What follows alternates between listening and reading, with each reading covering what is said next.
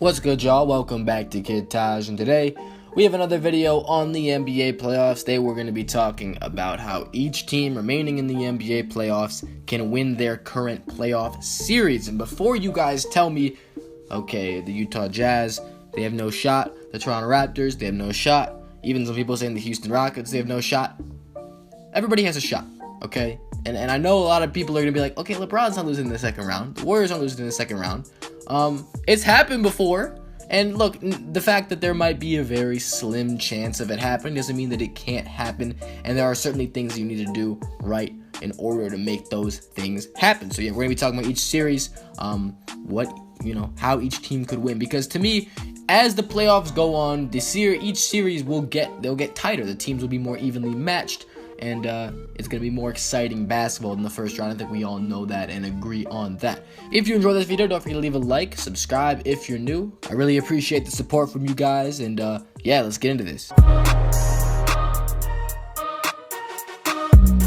So the first series we're going to be looking at, of course, the Washington Wizards playing the Boston Celtics, the 1-4 matchup in round 2 in the Eastern Conference. Now, we're going to be talking about the Boston Celtics first because they are the first seed. And while, yes, they are the first seed and they're playing a 4 seed, it might seem like they should be favored. But I'm taking the Washington Wizards in this series. And I'm saying that after the game 1 loss that they suffered yesterday, even after they lost game 1. I still think the Wizards will win this series in 6 games, yes.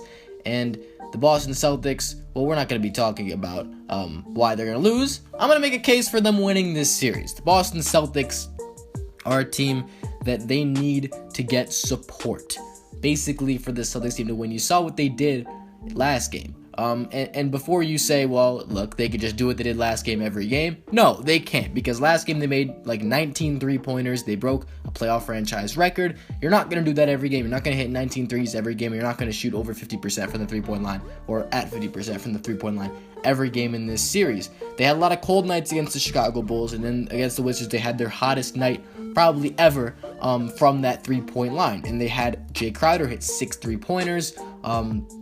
They were getting crazy shooting from guys, and, that's not going to happen again. They might have another hot shooting night, but that's not how they're going to win games in this series. They got to get back to what they were doing well, how they beat the Bulls, and that's by utilizing those 3 defensive players. I'm talking about Avery Bradley, Jay Crowder, and Marcus Smart. That's that 3-headed monster, that 1-2-3 combo that you can play them separate. You can play them all at the same time. You could throw 2 of those guys at one guy, but you need to utilize those guys, and you need to do it like those guys. Their focus should be completely on the defensive end. I know that might sound a little bit risky because, it's like, okay, well, we're leaving Isaiah Thomas to lead this team, but I want Avery Bradley and Jay Crowder.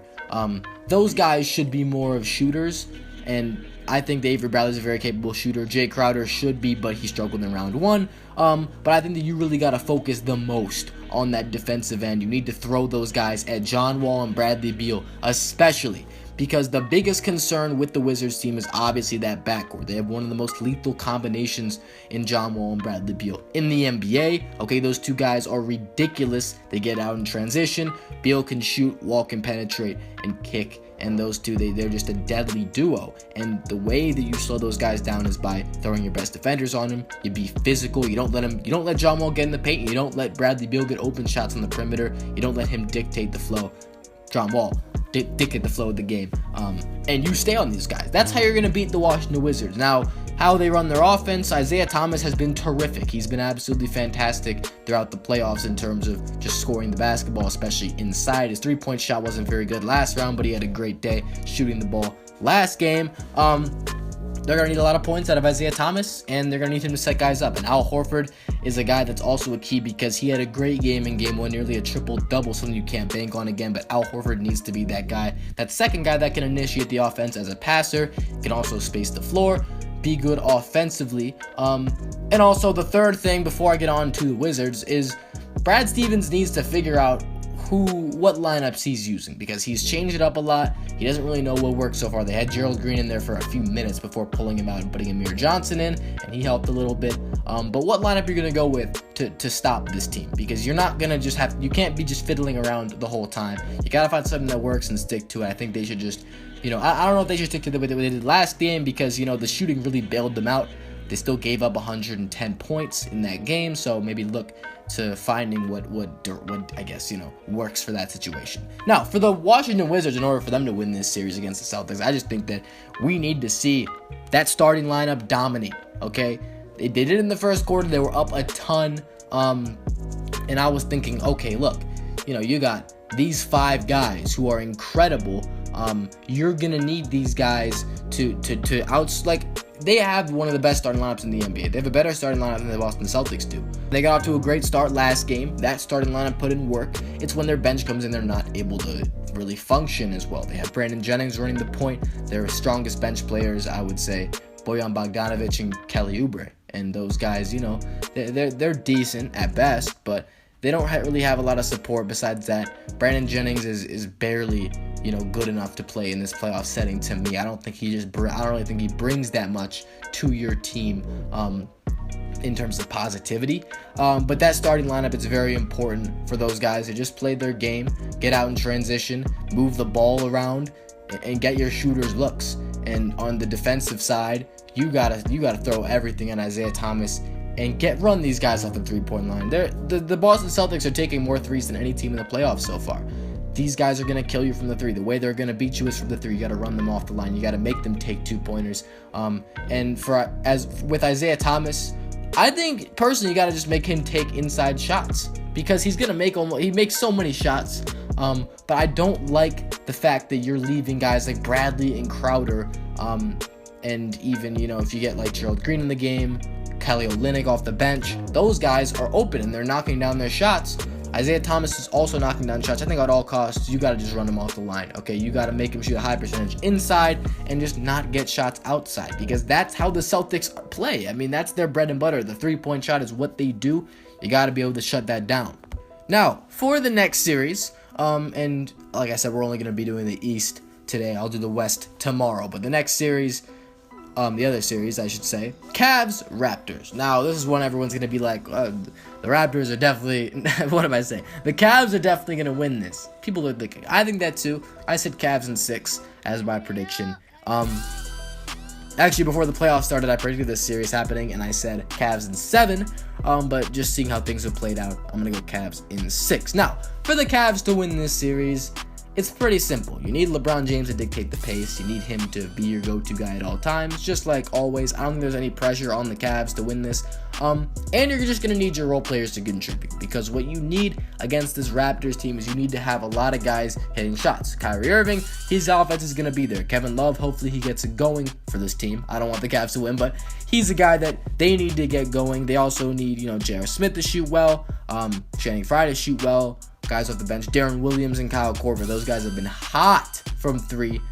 They keep shooting like the way they're shooting. There's going to be no problem. I think that as long as the Cavs get their shooting right, there's no reason for them to lose this series. And even if they don't, I think they'll still grind it out. If they don't shoot well, LeBron will just take it into his own hands down the stretch of games, and likely he will outplay the Raptors team in the clutch. I think the keys for the Cavs to win is just, get those guys involved. And they're going to, okay? They're going to get role player contributions as they always do. LeBron is the best guy at doing that, at getting those guys involved. And I think that's going to happen. Now, it's way more interesting to talk about the Raptors, because the Raptors are definitely not favored. I don't know if there's anybody in the world that isn't a Raptors fan that has the Raptors winning this series against the Cleveland Cavaliers. A lot of people are saying the Raptors have no shot. Typical me, I think everybody has a shot in any series in the playoffs. Except maybe that Golden State Portland series. That one was a downer. So maybe not that one. But we get in the second round, we got these decent teams. I mean, the Cavs and Raptors nearly have the same record. Obviously, that doesn't mean anything because we know what type of playoff teams the Cavs and Raptors are. They're not similar in that way. But for the Raptors to win this series, the Raptors, they just need their 2 guys, Kyle Lowry and DeMar DeRozan, to play like they did in the regular season. I mean, they need that. I don't think the Raptors have ever had that in the playoff series, and it's sad because, you look at this team, they won 56 games last year. I think they won 51 or 52, but this year they dealt with a ton of injuries. They're fully healthy now. They're better than they were last year. DeMar and Kyle are having better years. They have Serge Ibaka now, PJ Tucker.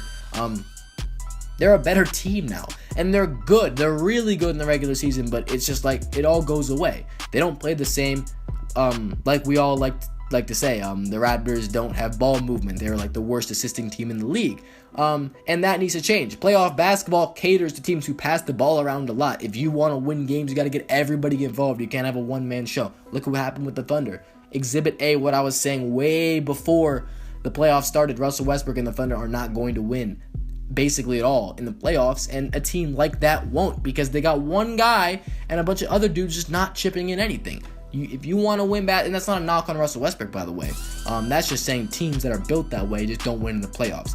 You look at this team, the Raptors, they got some real good pieces, but they don't play together really well. And that's something they need to do. That's if they want to beat the Cavs. A lot of things have to go their way, including DeMar and Kyle Lowry need to be doing what they did during this season. They also need Serge Ibaka and PJ Tucker to be those guys, those defensive presences, especially Serge Ibaka, because you know when Kyrie and LeBron get down the lane, it's much better to have a guy that's a presence at the rim trying to block their shot. Serge Ibaka did a great job defensively. Great, phenomenal job on the defensive end in round one. He was there every time you saw Maker, especially Giannis Antetokounmpo, attack the basket.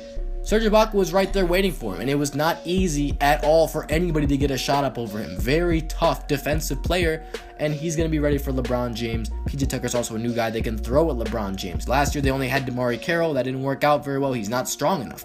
But they got Ibaka and Tucker now. Those are two guys that will really help that. And the last thing, this is the most important thing probably, is I don't get why teams don't do this more. Run off the line. Run the Cavs off the line. I see so many teams shooting so many three-pointers, and it's like this could be avoided. Make them take long twos. I don't think help defense. I think help defense is a little bit overrated, honestly. I don't think guards should be playing as much help defense as they are, because if you leave somebody, if you leave Klay Thompson, you're getting burnt. Would you rather have Steph Curry attempt a kind of contested layup or Klay Thompson get a wide open three? I don't know. You take your pick. But I'm not letting a guy get hot. I don't know. I mean, look, if you're getting a wide open layups, that's one thing. But if you can contest the layup and still have your guys guarding on the perimeter, then that's exactly what you want to do. If you're playing the Cavaliers, LeBron James exists to get guys shots in corner threes and to get shooters the ball so they can make shots. I mean, that's exactly what he does. If you play LeBron James, you got to be ready for that. They got to be fast acting on defense and not let them shoot a ton of threes. The Pacers did that, and you guys saw what happened. I know easier said than done, probably. You can just say, run them off the line as much as you want, and it probably, still won't do that much, just because it's so hard to rotate in today's NBA the way they move the ball so fast like that. But it's still a good thing to hear. You can't have them shoot well. And maybe some of that has to be luck. You gotta just pray that they don't make their shots.